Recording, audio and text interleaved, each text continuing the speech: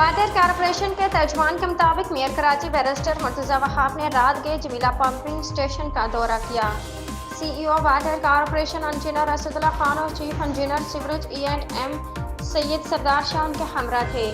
दौरे के मौके पर वसीम अख्तर शेख और गुलाम मोहम्मद मकसी समेत दीगर हकाम भी मौजूद थे। मेयर कराची ने जमीला पंपिंग स्टेशन की बहाली के जारी काम का मुआयना किया।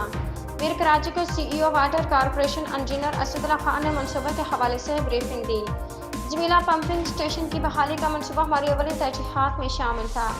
जमीला पंपिंग स्टेशन की बहाली से शहर के निकासियात के निज़ाम में काफ़ी बेहतरी आएगी। हमने अवाम के साथ जो वादे किए थे आज उन पर मुकम्मल अमल दरामद कर रहे हैं। बैरिस्टर मुर्तज़ा वहाब ने कहा कि मुखालफों का काम सिर्फ तनकीद करना है और हमारा मिशन सिर्फ और सिर्फ शहर की खिदमत करना है।